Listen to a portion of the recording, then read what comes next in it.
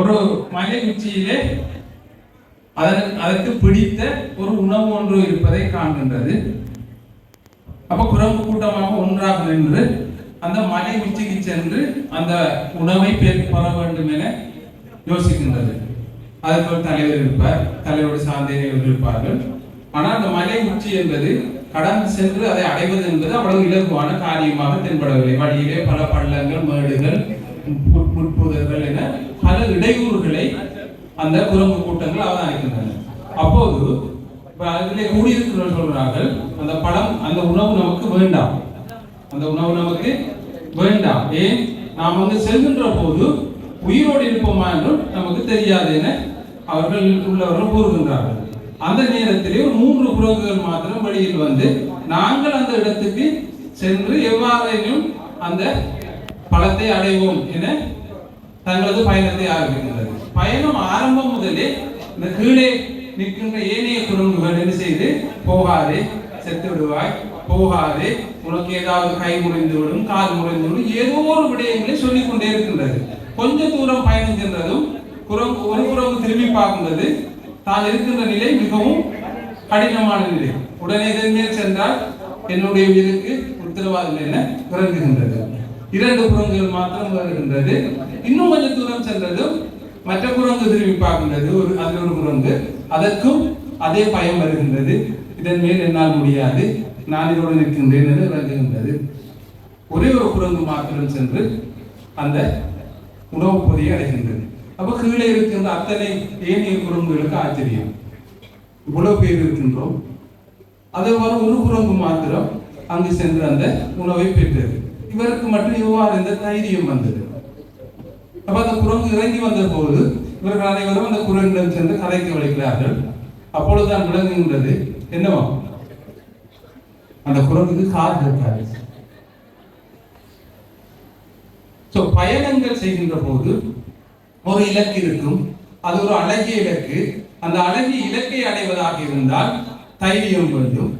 அந்த தைரியத்தோடு சேர்ந்து நம் பின்னால் இருப்பவர்கள் என்ன கதைக்கின்றார்கள் என்பதை தயவு செய்து காது கொடுக்க கூடாது. கஷ்டம் இல்லாமல் வாழ்க்கையை வெல்ல முடியாது. துன்பங்களை அனுபவிக்காமல் வெற்றியினுடைய சுவையை அனுபவிக்க முடியாது. வெற்றி என்றால் என்னவென்றே நமக்கு புரியாது.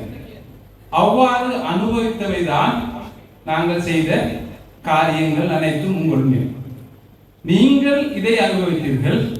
எங்களுடைய வலய கல்வி பணிப்பாளர்கள், பிரதி கல்வி பணிப்பாளர்கள் உட்பட அனைவரும், நான் உட்பட, இதிலும் கடினமான பல துன்பங்களை நாங்கள் அனுபவித்திருக்கின்றோம். 2016ஆம் ஆண்டு மாகாண கல்வி பணிமனைக்கு 2018ஆம் ஆண்டு இறுதி காலகட்டத்தில் நான் மாகாண கல்வி பணிமனைக்கு நானாக விரும்பி, நானாக கேட்டு, நான் வருகிறேன், அங்கு கடமை புரிய என்று போகின்றோம்.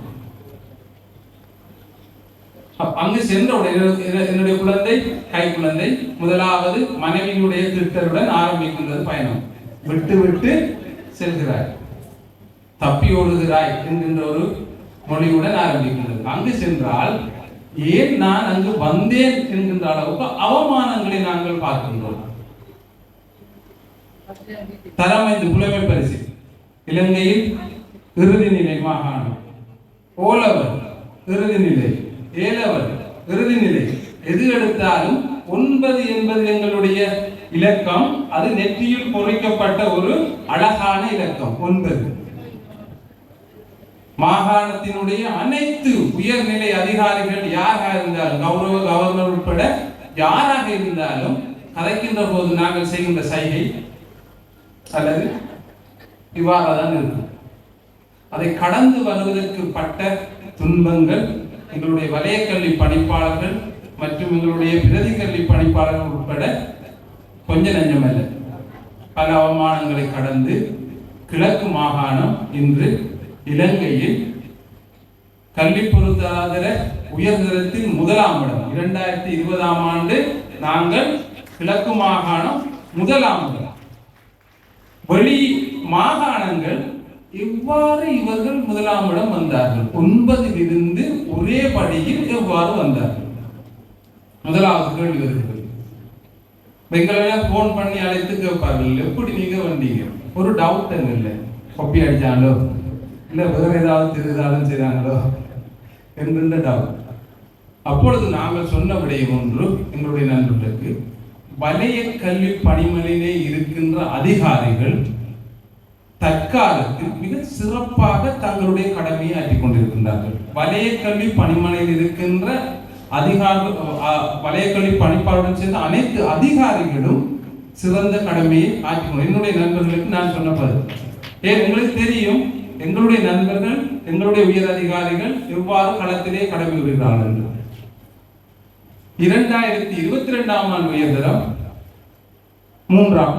மீண்டும் முதலாம் இடம், சகலருடைய வாயும் அடைபட்டது. 2023 உயர்தரம் 2ஆம் இடம். 21ஆம் ஆண்டு காப்போத்த சாதாரண நாங்கள் 4ஆம் இடம். கடந்த தடவை 6ஆம் இடம், இத்தடவை கிழக்கு மாகாணம் 2ஆம் இடம். ஒரு சிறு பெரு இடைவெளியில் கிழக்கு மாகாணம் 1ஆம் இடத்தை தவறிருந்தது 0.37 புள்ளிகள். இந்த கிழக்கு மாகாணம் இவ்வளவு தூரம் பயணம் செய்து வந்ததற்கு முக்கியமான வலயங்களில் ஒன்று எங்களுடைய கல்முனை கல்வி வலயம். மாகாண கல்வி பணிமனை சார்பாக, எங்களுடைய மாகாண கல்வி பணிப்பாளர் சார்பாகவும், தனிப்பட்ட ரீதியிலும் அனைத்து மாகாண கல்வி நிர்வாகிகள் சார்பாகவும் எனது வாழ்த்துக்களை உங்களுக்கு ஒப்புவிக்கின்றேன்.